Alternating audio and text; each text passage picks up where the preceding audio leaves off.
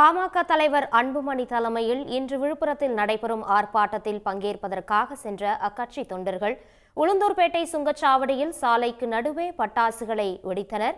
இதனால் அங்கு போக்குவரத்து பாதிப்பு ஏற்பட்டிருக்கின்றது. இத்தொடர்பான முழு விவரங்களை எமது செய்தியாளர் ரமேஷ் பாபு வழங்க கேட்போம். ரமேஷ் பாபு, இத்தொடர்பான முழு விவரங்கள். ரமேஷ் பாபு, வணக்கம்.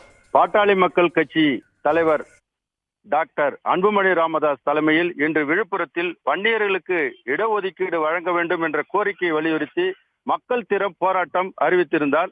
இந்த மக்கள் திரள் போராட்டத்திற்கு கள்ளக்குறிச்சி, கடலூர் உள்ளிட்ட அந்த பகுதியை சேர்ந்த மாவட்டத்தை சேர்ந்தவர்களும், விருதாசலம் உள்ளிட்ட பகுதியை சேர்ந்தவர்கள் ஏராளமான வேன், கார் உள்ளிட்ட வாகனங்களில் தற்போது உளுந்தூர்பேட்டை சுங்கச்சாவடி வழியாக கடந்து சென்றனர்.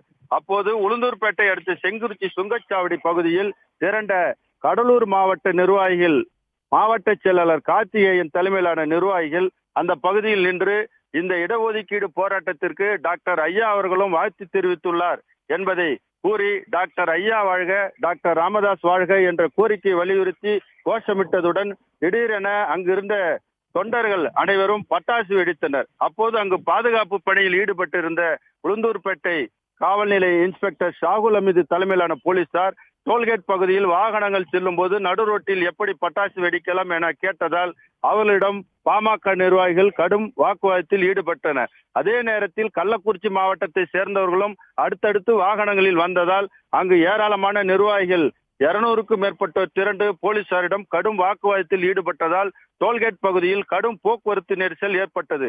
உடன் சம்பவ இடத்துக்கு வந்த உளுந்தூர்பேட்டை டிஎஸ்பி அசோகன் தலைமையிலான போலீசார் அவர்களிடம் பேச்சுவார்த்தை நடத்தியதின் அடிப்படையில் அனைவரும் கலைந்து சென்றனர். இருப்பினும் இதை வெற்றிகரமாக கொண்டாடுவோம் என கூறி மீண்டும் பட்டாசு வெடித்தபடி பாமக தொண்டர்கள் சென்றதால் உளுந்தூர்பேட்டை டோல்கேட் பகுதியில் பரபரப்பு ஏற்பட்டது.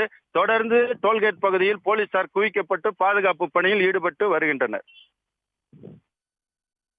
உங்கள் முழு விவரங்களுக்கு நன்றி ரமேஷ் பாபு.